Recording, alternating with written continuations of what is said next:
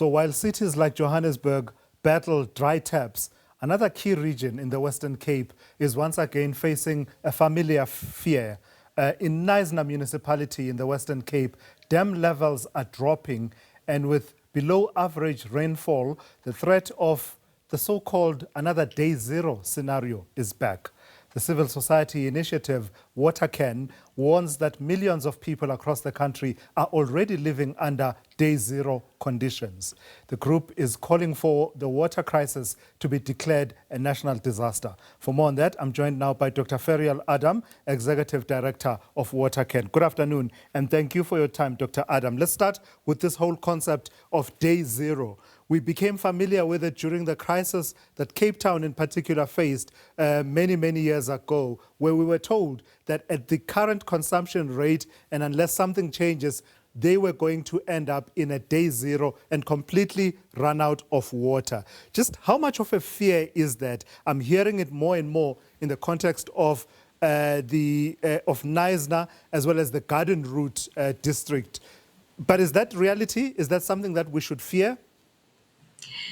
Good afternoon to Lasizwe and to all your viewers. Yes, I do think it is something we need to fear. I think that the impacts of climate change and being in a water-scarce country, that climatically we are experiencing a water scarcity and a water shortage. So that is very near to something we can experience. And the Western Cape, if you look at climate change models, does predict that they will get drier and drier with time. So I think it is something we need to worry about, and we need to have the mechanisms in place to withstand that. But at the moment, our argument is saying that it's not just those areas, that there are still many people around South Africa that live day zero every single day. What does that look like, Dr. Adam? Before I go to one of our callers calling in from Newcastle, MJ, I'll go to him in a moment, but I want to get a sense from you. What does the idea of many people across the country already living in a day zero scenario, what does that look like? So that means that the supplies that do exist are not getting to people, and that people do not have access to clean, safe drinking water across the country. And you just need to look at government's own blue drop, green drop reports to get the statistics, where it basically says that half of our population, and even Stats SA, says that half of the households have a running tap in their homes. 25% of our schools don't have running water. 45% of our clinics don't have running water. So you can, in a sense, then say that because of an infrastructural and local government challenge, that people are living through a day zero. All right, let me go to a call from MJ in Newcastle. Good afternoon to you, MJ. Please go ahead and weigh in on this issue. Good afternoon, Magujo. How are you? Very well. How are you? I'm good. Magujo, my concern is I'm very sorry for those who have been affected by the nature. Here in Newcastle, where I stay, there is a severe leakage of water from the reservoir. I reported, nobody gets to worry about it. I even send them the videos. You see, this thing of cadre deployment is going to affect us a lot, Magujo. Because you can feel that the person you are talking to is not even worried. You only hear on the news that they've stolen so much, they bought so many trucks, they had so many toilets for millions. You can see concentration is not on serving the people. Their concentration is on stealing. We have to change this thing, Magujo, and get people who are prepared to work. Like I'm telling them that even the chemicals we are putting in the system are not planned for this severe leakage. In future, we're going to have diarrhea and all those things because of this, and nobody cares. Nobody cares, Magujo. MJ, please say that again, because I think what you talk to is a really important point. Leakages we normally associate with a burst pipe or a pipe that was not maintained. You are saying these leakages that you report from time and again in your area are from the reservoir? Actually, I'm making a good term. It's not a leakage. The water is pouring out from the valve and it's flowing. I've sent the photos and I've told them you have to name this stream. We will have to give it a name now. Sure. Because it's a permanent stream. It's got grass growing from the water that is cleaned. You see this wastage. There's And chemicals used and water Yeah. is flowing and nobody takes care. Yeah. I send photos, nobody takes care. I know the people I have to talk to. It's like this lady on the Matana Commission. I think the people is just a cater diplomat thing and it's going to affect us a lot. MJ, lastly and very quickly, so you're saying that this never gets fixed, no matter how much you report it, and it can go on for weeks? Weeks, you are joking. Months. Sure. Wow. And you will see sometimes these people coming, they'll be on top of a reservoir, they'll make noise for us to hear that they are there, only to find that these guys are there for overtime. And at some stage, they'll tell us that, yeah, you have to stay with this. Whenever there's a power outage, you're going to have this. And I said, no, if you don't know how to do this, source that you must outsource people who can help you. MJ, thank you for calling in. That's MJ in Newcastle. That's the reality that people like MJ have to live with, reporting leakages that never get fixed. In fact, he says it's so bad that it has become a permanent stream that he's suggesting we may as well name it because it's always flowing. Let me take that to Dr. Ferrial Adam. Doc, I think that's right up your alley. This is part of what you monitor, the systems beyond Rand Water and the bigger water boards, your Umgeni Water, when it hits the municipal sphere and the infrastructure responsible for water at that level. How much of an issue is it, the kind of issue that MJ is raising? No, it's a huge issue and it's a very, very big concern because if you look at also the government's no drop reports, we're losing almost 50% of our water through leaks, theft, and unbillable water. So I think this is a very, very big concern. And even in the city of Johannesburg, if you look at the fact that they have 87 reservoirs, 44 of them are leaking, I think. So half of the reservoirs are leaking, and this is a countrywide problem.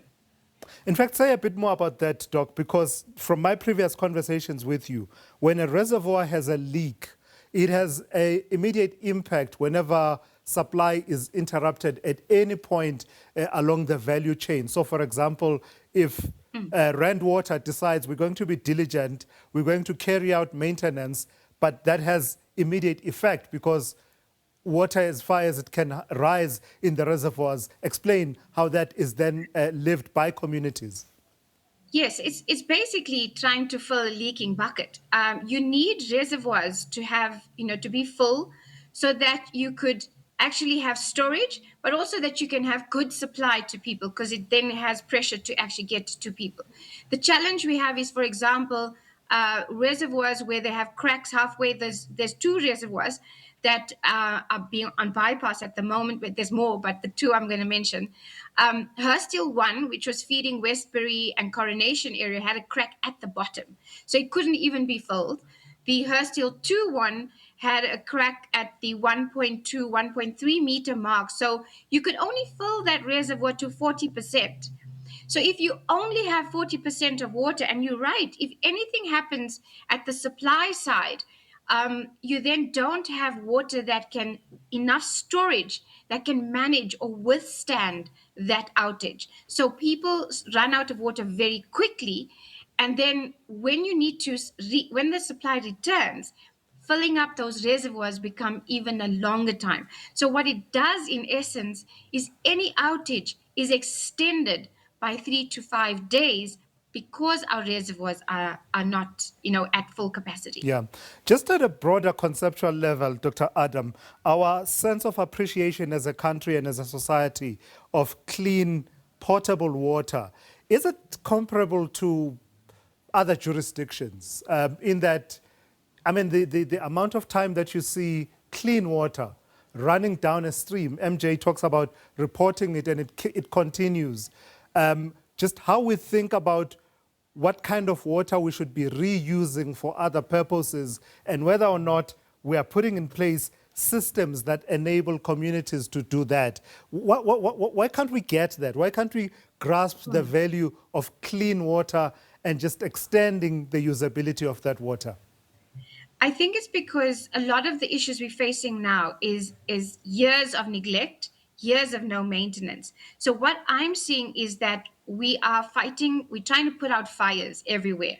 We're trying to deal with the broken reservoir or the broken pipes, the leaking pipes everywhere in the country. So having that, the thinking of saying, okay, we need to, with new developments, for example, we need to stop flushing clean, safe drinking water down the toilet. We need to have grey water. We need to recycle.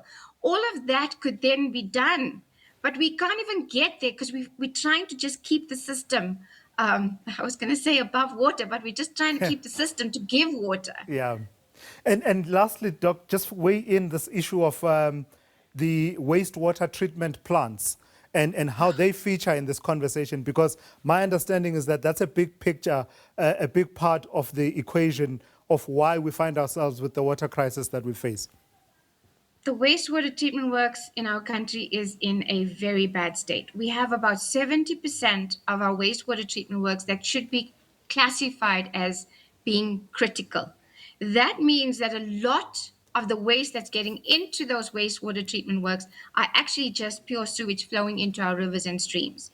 I heard of a statistic at a presentation by the DG of Department of Water and Sanitation, where he said that almost every single municipality has one wastewater treatment work that's critical.